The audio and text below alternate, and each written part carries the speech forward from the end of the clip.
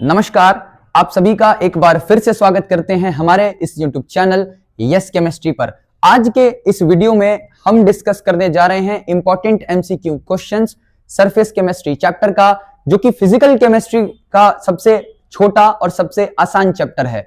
तो मैं आप सभी को यह कहना चाहूंगा कि इस चैप्टर को जरूर पढ़ के एग्जाम में जाएं, क्योंकि इस चैप्टर से जो भी क्वेश्चन आपके एग्जाम में आएगा वो बेहद इजी होगा। और अभी जो भी सवाल मैं बताने जा रहा हूं उन सारे सवाल को बढ़िया से करें, उन सारे सवाल से रिलेटेड जो भी कॉन्सेप्ट है उसको अच्छे से क्लियर करें, ताकि आप अपने एग्जाम में बढ़िया कर सको। चलिए चलते हैं आज के हमारे पहले सवाल पर। पहला सवाल कह रहा है how many layers are involved in chemical adsorption. ठीक है, पूछ रहा है केमिकल एडजॉर्प्शन में कितने लेयर्स इन्वॉल्व होते हैं। ठीक है, आपको मैं बता दूं कि जब ये चैप्टर स्टार्ट होता है, इस चैप्टर के स्टार्टिंग में हम दो प्रोसेस पढ़ते हैं, एक एडजॉर्प्शन और एक एब्जॉर्प्शन। एडजॉर्प्शन वाला जो प्रोसेस हम पढ़ते हैं, उस एडजॉर्प्शन को फिर दो टाइप्स में पढ़ते हैं। उस एडजॉर्प्शन का भी दो टाइप होता है, एक होता है फिजिकल एडजॉर्प्शन, दूसरा होता है केमिकल एडजॉर्प्शन। याद रखिए, एडजॉर्प्शन वो प्रोसेस है जिसमें एडजॉर्बेट का पार्टिकल आकर चिपक जाता है एडजॉर्बेंट के सरफेस पर। एडजॉर्बेंट के सरफेस पर कौन आके चिपकता है? एडजॉर्बेट।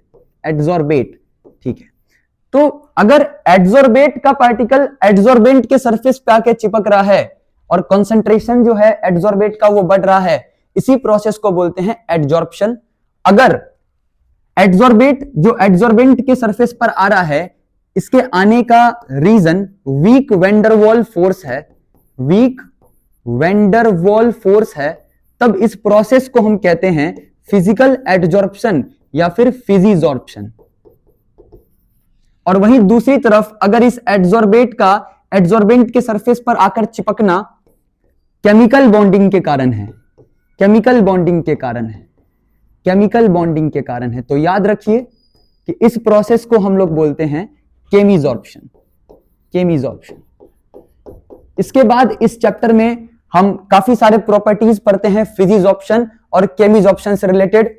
उन सारे प्रॉपर्टीज का आप ध्यान रखें, उन सारे प्रॉपर्टीज में कहीं से भी सवाल आ सकता है। यह सवाल पूछ रहा है कि कितने लेयर्स इन्वॉल्व होते हैं केमिकल एडजॉर्प्शन में। तो केमिकल एडजॉर्प्शन में एक ही लेयर इन्वॉल्व होता है। उसका वजह यह है क्योंकि केमिकल एडजॉर्प्शन में एडजॉर्बेंट और एडजॉर्बेट पार्टिकल के बीच में केमिकल बॉन्ड बनता है। तो केमिकल बॉन्ड जो है एडजॉर्बेंट और एडजॉर्बेट के पार्टिकल के बीच एक ही बार बन सकता है। ठीक है, तो हम ऐसा कह सकते हैं कि जो लेयर बनेगा एडजॉर्बेट का एडजॉर्बेंट के सरफेस पर, वो सिंगल लेयर बनेगा। तो इसका आंसर हो जाएगा 1। चलते हैं अगले सवाल पर। वहीं फिजिजॉर्प्शन में मल्टी लेयर बनता है, एक से ज्यादा लेयर बनता है। अगला सवाल ये कह रहा है in physical adsorption the approximate heat energy evolved in kilojoule पर मोल। याद रखिए कि फिजिजॉर्प्शन में वीक वैंडरवॉल फोर्स रिस्पॉन्सिबल होते हैं एडजॉर्बेंट पर आने के लिए, तो इसमें एनर्जी कम लगता है। तो इसका आंसर होगा 20 to 40 किलोजूल पर मोल। और वहीं अगर केमिजॉर्प्शन के लिए ये पूछता ये सवाल, तो उसका आंसर होता 80 to 240 या 280 के आसपास होता है किलोजूल पर मोल। इस बात का ध्यान रखिएगा। या आप ऐसे भी आइडिया लगा सकते हो कि फिजिजॉर्प्शन में जो हीट एनर्जी इवॉल्व होता है वो कम होता है, लेकिन केमिजॉर्प्शन में ज्यादा होता है। ठीक है, चलते हैं अगले सवाल पर। अगला सवाल कह रहा है in physical adsorption gas molecules are bonded on the solid surface. अभी आपको जस्ट बताया कि फिजिकल एडजॉर्प्शन में गैस मॉलिक्यूल जो सॉलिड के सरफेस पर आके चिपकता है, उसका रीजन होता है वीक वैंडरवॉल फोर्स। अगला सवाल कह रहा है कि extent of फिजिजॉर्प्शन of gas increases with, यानी फिजिजॉर्प्शन का एक्सटेंट किस चीज से बढ़ता है, क्या करने से फिजिजॉर्प्शन बढ़ेगा। पहला ऑप्शन है इंक्रीज इन टेम्परेचर। मैं आपको बता दूं जो फिजिजॉर्प्शन का फिनोमेना होता है, वो एक एक्सोथर्मिक फिनोमेना है। और एक्सोथर्मिक फिनोमेना में अगर हम टेम्परेचर बढ़ाएंगे तो रिएक्शन जो होता है एक्सोथर्मिक रिएक्शन या कोई भी एक्सोथर्मिक प्रोसेस टेम्परेचर के बढ़ाने से वो बैकवर्ड शिफ्ट होता है। यानी हम कह सकते हैं कि टेम्परेचर को बढ़ाएंगे तो हमारा जो एडजॉर्प्शन है उसका रेट घटेगा। लेकिन सवाल पूछ रहा है कि इनमें से इसमें से कौन एड्जॉर्प्शन को यानी फिजिजॉर्प्शन को बढ़ाएगा। तो टेम्परेचर के बढ़ाने से तो फिजिजॉर्प्शन घटता है।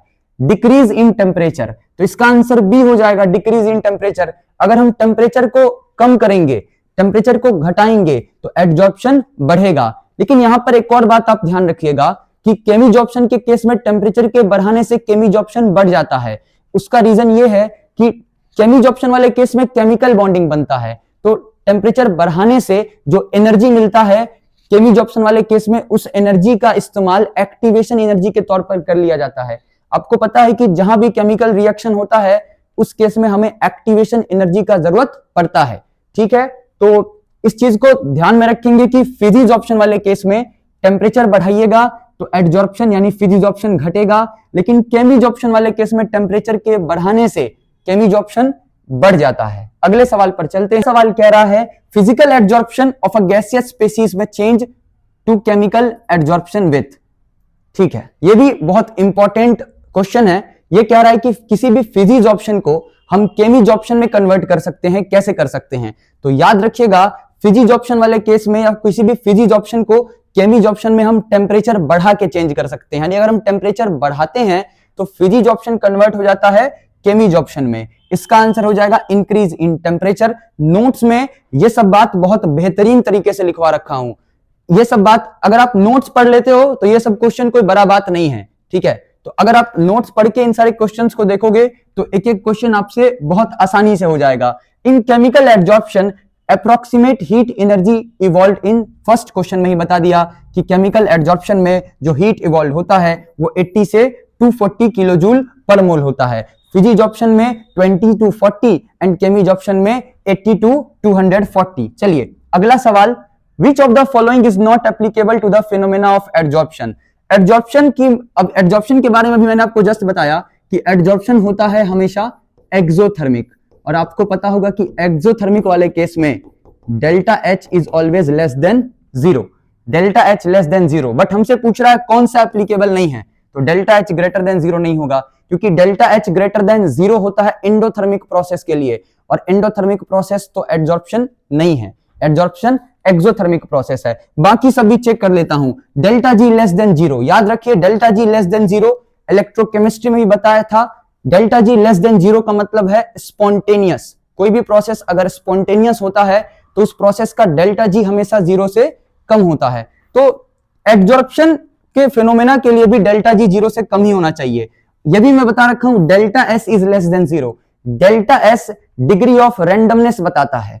तो आप याद रखिए एड्जॉर्प्शन का जो प्रोसेस है उस प्रोसेस में गैस के मॉलिक्यूल्स आके सरफेस पर चिपक रहे हैं, तो रैंडमनेस घट रहा है, और रैंडमनेस घट रहा है तो जाहिर सी बात है जो इंट्रोपी में चेंज आएगा वो भी, या इंट्रोपी भी, चेंज इन इंट्रोपी भी निगेटिव होगा। और आपको ऑलरेडी बता दिया कि delta H less than zero होता है एक्सोथर्मिक प्रोसेस के लिए। और इस सवाल में हमसे पूछ रहा है कि इसमें से कौन सा गलत है, तो ऑप्शन नंबर ए हमारा आंसर हो जाएगा। अगले सवाल पर चलते हैं। विच of the following interface can not be obtained. इसका आंसर हो जाएगा गैस। गैस याद रखिएगा, दो गैस के बीच हम इंटरफेस क्रिएट नहीं कर सकते हैं, क्योंकि दो गैस के बीच इंटरफेस कैसे क्रिएट कर सकते हैं। इंटरफेस का मतलब समझिए, जैसे हमारे पास एक सॉलिड है और उसके जस्ट नीचे एक लिक्विड है, तो सॉलिड और लिक्विड के बीच इंटरफेस क्रिएट कर सकते हैं। लिक्विड लिक्विड के बीच इंटरफेस क्रिएट हो सकता है, लिक्विड और गैस के बीच भी हो सकता है, ठीक है। लेकिन गैस और गैस के बीच कभी भी इंटरफेस क्रिएट नहीं कर सकते हैं। क्यों? क्योंकि दोनों गैस आपस में मिल जाएगा। गैसेस के पार्टिकल्स काफी फास्ट मूव करते हैं, तो दोनों गैस आपस में मिक्स हो जाएगा, तो गैस और गैस के बीच इंटरफेस क्रिएट नहीं कर सकते हैं। अगला सवाल, which one of the following is not lyophilic. Lyophilic, lyophilic colloid की बात कर रहा हूं। आपको बताया था कोलॉइड को वैसे तो बहुत सारी कैटेगरी में बांटते हैं, लेकिन लिक्विड लविंग और लिक्विड हेटिंग के केस में कोलॉइड्स को दो कैटेगरी में बांटते हैं, लायोफोबिक और लायोफिलिक। लायोफिलिक आपको बताया था, फिलिक वर्ड बना है फाइल से, और फाइल वर्ड का मतलब होता है लव। तो वैसे कोलाइडल सॉल्यूशंस जिसको लिक्विड पसंद है उसको कहते हैं लायोफिलिक कोलॉइड। तो इन सब में से लायोफिलिक कोलॉइड कौन है? Which of the following is not a lyophilic colloid. Lyophilic colloid कौन नहीं है? तो फॉग लायोफिलिक कोलॉइड नहीं है। इसमें बाकी सब लायोफिलिक कोलॉइड है। ये सब बातें आपको चैप्टर पढ़ के याद रखना पड़ेगा। फिलहाल इस सवाल में याद रखिए, इस सवाल से आपको यह भी सीखने को मिला कि लायोफिलिक और लायोफोबिक कोलॉइड क्या है। जिसको वाटर पसंद है या जिसको लिक्विड पसंद है या जिसको सॉल्वेंट पसंद है वो लायोफिलिक, और जिसको पसंद नहीं है वो लायोफोबिक। तो इसका आंसर हो जाएगा फॉग। बाकी सब यानी मिल्क, गम और ब्लड, ये सब के सब लायोफिलिक कोलॉइड हैं। The size of colloidal particles ranges between, आपको यह बात बिल्कुल पता होना चाहिए कि कोलाइडल पार्टिकल्स का जो साइज होता है वो सॉल्यूशन और सस्पेंशन के मिडिल का होता है। यानी कोलाइडल पार्टिकल्स का जो साइज होता है वो सॉल्यूशन के पार्टिकल्स से ज्यादा होता है, लेकिन सस्पेंशन के पार्टिकल्स के साइज से कम होता है। सॉल्यूशन के पार्टिकल का साइज हमेशा, याद रखिएगा, सॉल्यूशन के पार्टिकल का साइज हमेशा 10⁻⁷ सेंटीमीटर से कम होता है। वहीं सस्पेंशन के पार्टिकल का साइज हमेशा 10⁻⁵ सेंटीमीटर से ज्यादा होता है। तो कोलाइडल सॉल्यूशन के पार्टिकल का साइज हमेशा इसके मिडिल का होगा, यानी 10⁻⁵ से लेकर के 10⁻⁷ सेंटीमीटर तक होगा। अगले सवाल पर चलते हैं। When NaCl solution is added to FeOH का whole thrice colloidal solution, then, ठीक है, मैं आपको बता दूं कि किसी भी कोलाइडल सॉल्यूशन पर हमेशा कोई ना कोई चार्ज मौजूद होता है। अगर उस कोलाइडल सॉल्यूशन से हम उस चार्ज को हटा देते हैं, बाय एनी हाउ, अगर उस कोलाइडल सॉल्यूशन से उस चार्ज को हम हटा देते हैं तो वो कोलाइडल सॉल्यूशन तुरंत प्रेसिपिटेट में कन्वर्ट हो जाता है, और इसी प्रोसेस को हम लोग कहते हैं कोआगुलेशन। तो जब हम NaCl को मिक्स करेंगे FeOH होल थ्राइस के कोलाइडल सॉल्यूशन पर, तो NaCl इसके ऊपर से उस चार्ज को हटा देगा, और चार्ज को हटाने के बाद एक प्रेसिपिटेट का फॉर्म हो जाएगा, जिसको कोआगुलेशन भी कहते हैं। यानी आंसर हो जाएगा FeOH का होल थ्राइस इज कोआगुलेटेड। ये बात भी आपके नोट्स में मैंने करवा रखा है। चलते हैं सीधा अगले सवाल पर। अगला सवाल कह रहा है sol is a colloidal system of. Sol एक कोलाइडल सिस्टम है। आपने टाइप्स ऑफ कोलाइड्स पढ़ा होगा, वहां पर एक टेबल आपने देखा होगा जहां पर हम लोग डिस्पर्स्ड फेज और डिस्पर्जन मीडियम के बेसिस पर सोल को अलग अलग कैटेगरी में बांटते हैं। वहां पर सोल जो है वो सॉलिड और लिक्विड से बनता है। और एक टेबल था ना जिसमें solid solid solid solid sol, solid liquid sol, liquid liquid emulsion, उसी टेबल से आपको ये चीज याद रखना पड़ेगा। Peptization is a process of, देखिए पेप्टाइजेशन आपके 2 नंबर वाले सवाल में यानी सब्जेक्टिव में भी पूछ सकता है। तो ध्यान रखिएगा कि पेप्टाइजेशन उस प्रोसेस को कहते हैं जिसमें हम किसी प्रेसिपिटेट में इलेक्ट्रोलाइट को ऐड करते हैं, और उस इलेक्ट्रोलाइट के ऐड करने के कारण प्रेसिपिटेट जो है वो कोलाइडल सॉल्यूशन में कन्वर्ट हो जाता है। मैं आपको डेफिनेशन भी बता दिया। अगर ये सवाल 2 नंबर में भी आता है तो आप इसका आंसर लिख सकते हो। अगले सवाल पर चलते हैं। नेक्स्ट क्वेश्चन कह रहा है velocity of colloidal particles in electric field is called. Velocity of colloidal particles in electric field, इसको हम लोग कहते हैं इलेक्ट्रोफोरेसिस। इलेक्ट्रोफोरेसिस हमने एक फेनोमेना पढ़ा था जिसमें हम कोलाइडल सॉल्यूशन के थ्रू एनोड और कैथोड को लगाते हैं, और जो कोलाइडल सॉल्यूशन के पार्टिकल्स होते हैं उसमें जो भी डिस्पर्स्ड फेज होता है या डिस्पर्जन मीडियम होता है वो अपने चार्ज के अकॉर्डिंग कुछ पार्टिकल्स एनोड की तरफ जाते हैं, कुछ पार्टिकल्स कैथोड की तरफ, और इस फेनोमेना को हम लोग इलेक्ट्रोफोरेसिस कहते हैं। नेक्स्ट क्वेश्चन ये कह रहा है Tyndall effect is observed in. Tyndall effect एक बहुत कॉमन फेनोमेना है।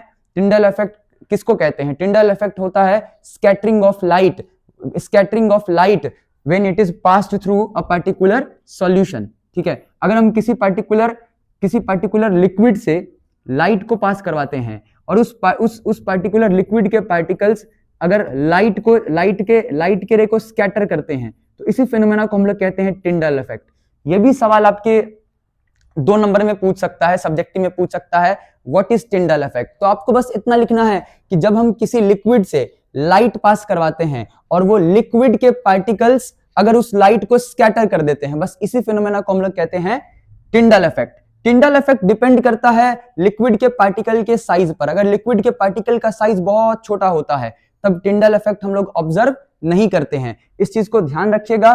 तो टिंडल इफेक्ट ऑब्जर्व होगा सिर्फ और सिर्फ सोल में, कोलाइडल सॉल्यूशन को ही सोल कहते हैं। और इस चैप्टर का बहुत बेसिक बात है ये कि colloidal solutions Tyndall effect show करता है, सॉल्यूशंस शो नहीं करते हैं। नेक्स्ट क्वेश्चन है milk is an example of. Milk एक कोलाइडल सॉल्यूशन होता है, और कोलाइडल सॉल्यूशन तो मिल्क यहाँ पे यहाँ पे हम बात कर रहे हैं मिल्क एक इमल्जन होता है, लिक्विड लिक्विड सोल होता है, तो इसका आंसर हो जाएगा मिल्क।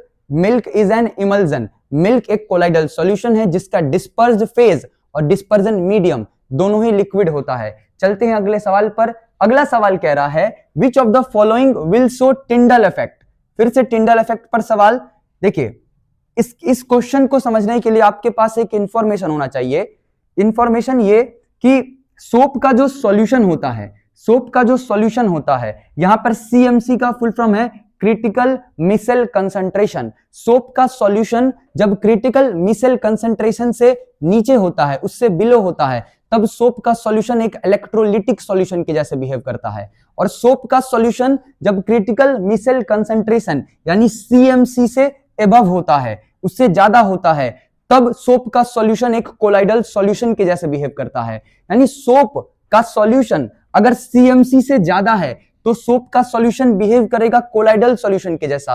और आपको पता है colloidal solution Tyndall effect show करते हैं, तो इसका आंसर हो जाएगा सी। ए और बी इसका आंसर नहीं होगा, क्योंकि पानी में जब नमक मिलाते हैं या पानी में चीनी मिलाते हैं तो आपको पता है होमोजीनियस सॉल्यूशन बनता है। Homogeneous solution Tyndall effect show नहीं करते हैं।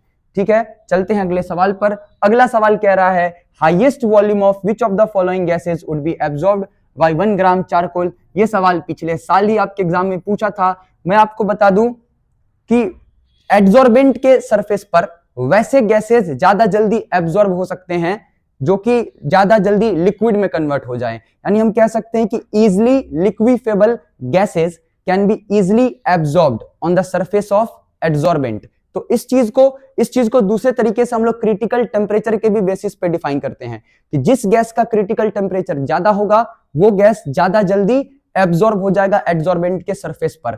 तो इस सवाल का आंसर जो होगा वो हो जाएगा NH3, क्योंकि इन सब में से NH3 ऐसा गैस है जो कि सबसे ज्यादा इजिली लिक्विफाई भी हो जाएगा और जिसका क्रिटिकल टेम्परेचर सबसे मैक्सिमम होता है। एनसीईआरटी के किताब में ये डेटा दे रखा है। आपको क्रिटिकल टेम्परेचर या तो याद रहना चाहिए या आपको ये पता होना चाहिए कि इन सारे गैसेस में से सबसे आसानी से अगर कोई गैस लिक्विफाई होगा तो वो हो जाएगा NH3।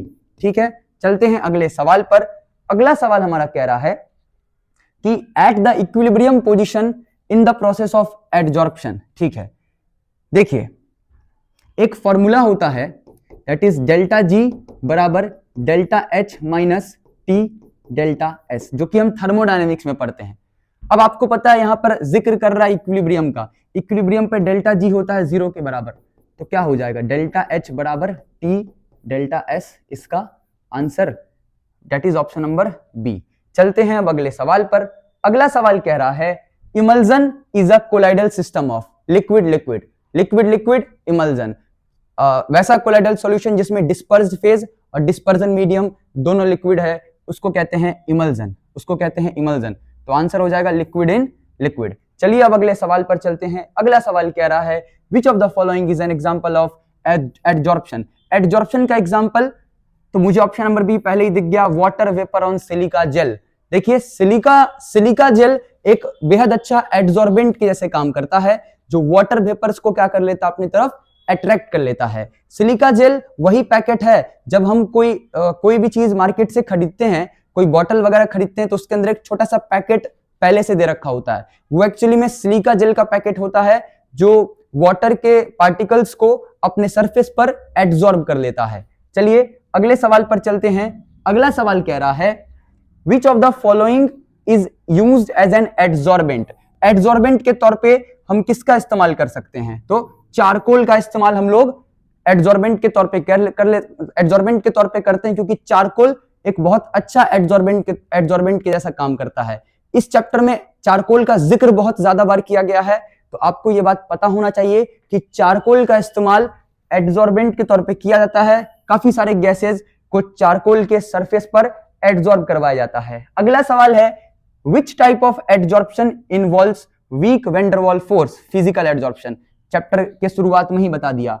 अगला सवाल chemical adsorption reaction is irreversible. देखिए जो केमिजॉर्प्शन होता है आपको पता है उसमें केमिकल रिएक्शन होता है। आपको यह भी पता होगा कि केमिकल रिएक्शन अगर हो रहा है तो रिएक्शन को हम रिवर्स नहीं कर सकते हैं, तो इसीलिए इसका आंसर हो जाएगा इरिवर्सिबल, केमिजॉर्प्शन इरिवर्सिबल होता है, वहीं फिजिजॉर्प्शन रिवर्सिबल होता है। अगला सवाल, according to the Freundlich adsorption isotherm as pressure increases adsorption.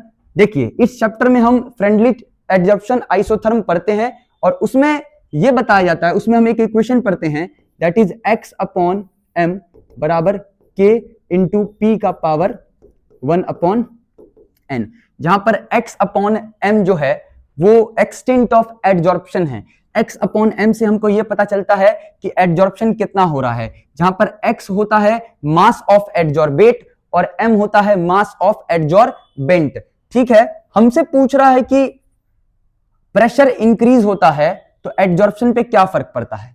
देखिए हमने इसका ग्राफ भी ड्रॉ किया था और जो ग्राफ होता है वो कुछ इस प्रकार ड्रॉ होता है ना, x upon m versus pressure.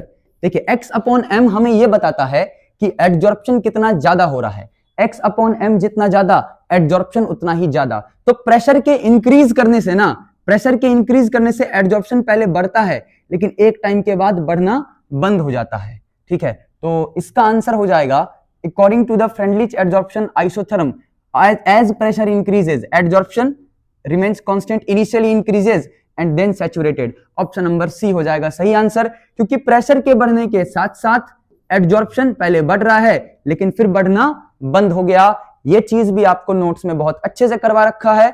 चलते हैं अगले सवाल पर, और यह सवाल हमारे इस स्लाइड का आखिरी सवाल था।